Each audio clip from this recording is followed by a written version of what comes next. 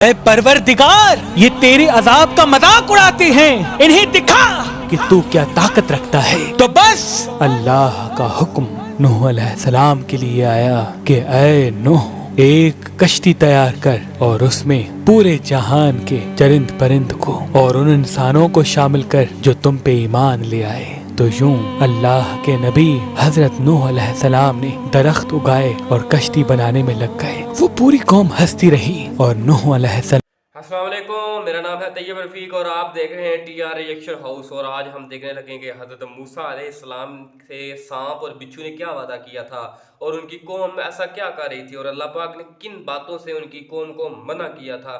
اور چلیں ایمان کو تازہ کرتے ہیں، آؤ ایمان والا ویڈیو دیکھتے ہیں۔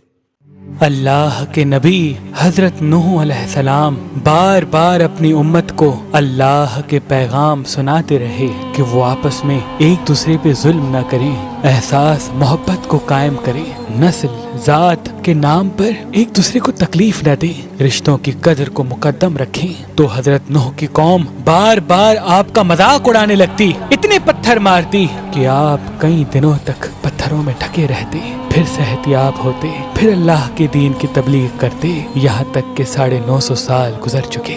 بالآخر اللہ کے نبی نوح علیہ السلام نے ہاتھوں کو بلند کر کے اللہ کی دربار میں دعا کی کہ اے اللہ، یہ میری امت کبھی ہدایت نہیں پائے گی۔ اے پروردگار، یہ تیرے عذاب کا مذاق اڑاتے ہیں، انہیں دکھا کہ تو کیا طاقت رکھتا ہے۔ تو بس اللہ کا حکم نوح علیہ السلام کے لیے آیا کہ اے نوح، ایک کشتی تیار کر اور اس میں پورے جہان کے چرند پرند کو اور ان انسانوں کو شامل کر جو تم پہ ایمان لے آئے۔ تو یوں اللہ کے نبی حضرت نوح علیہ السلام نے درخت اگائے اور کشتی بنانے میں لگ گئے۔ وہ پوری قوم ہنستی رہی اور نوح علیہ السلام اللہ کے حکم کو تسلیم کر کے اپنے فعل میں مصروف رہے۔ تقریباً 100 سال کے بعد وہ کشتی تیار ہو گئی اور نوح علیہ السلام تمام چرند پرند کے جوڑوں کو ان کشتی میں سوار کر ہی رہے تھے کہ اتنی دیر میں سانپ اور بچھو آپ کی خدمت میں حاضر ہوئے اور کہنے لگے اے اللہ کے نبی، اس نجات کی کشتی میں ہمیں بھی سوار کرو۔ اللہ کے نبی نوح علیہ السلام نے فرمایا، تم تو انسانوں کو تکلیف دیتے ہو، ان کو کاٹتے ہو۔ تو یوں سانپ اور بچھو رو کے اللہ کے نبی سے عرض کرنے لگے کہ اے اللہ کے نبی، آپ ہماری نسل کو بچائیں، ہم آپ سے وعدہ کرتے ہیں کہ جو بھی انسان سلام علی نوح فی العالمین پڑھے گا، ہمیں قسم ہے اپنے وجود کی، اپنے خالق کی، ہم کبھی بھی ان کو تکلیف نہیں دیں گے۔ اس وعدے کے بعد اللہ کے نبی نوح علیہ السلام نے سانپ اور بچھو کے جوڑوں کو بھی کشتی میں سوار کر دیا۔ اس نجات کی کشتی میں جو انسان سوار ہوئے، جو مخلوقات سوار ہوئی، سوائے ان کے سب اللہ کے عذاب کے سبب فی النار ہو گئے۔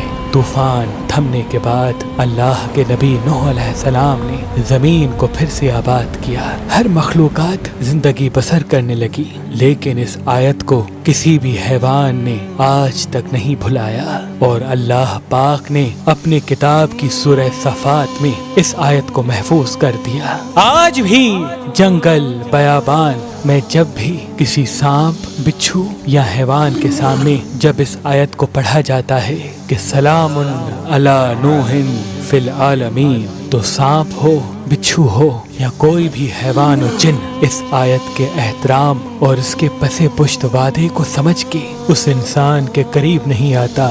بے شک اللہ نے اپنی کتاب میں ہر پریشانی، بیماری اور مصیبت کا علاج رکھا ہے، یہ تھی ہماری آج کی ویڈیو، امید آپ کو پسند آئی ہوگی۔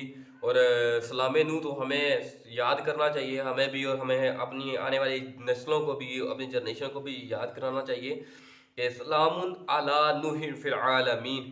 ایسا پڑھنے سے اگر سانپ گھر میں آ جائے، بچھو آ جائے، تو بہت سارے لوگوں کو شکایت بھی ہوتی ہے کہ ان کے گھر میں سانپ ہے، بچھو ہے یا کوئی ایسی کوئی زہریلی چیزیں ہیں، تو ایسے اس درود شریف کو یاد کریں اور اس کا ایک لکھ کے اپنے گھر کی دہلیز پہ، اپنے گھر کے دروازے پہ لگا دیں، تو انشاءاللہ تعالیٰ آپ کے گھر میں سانپ وغیرہ نہیں آئیں گے۔ تو تھوڑی سی نعت بھی سنتے جائیے۔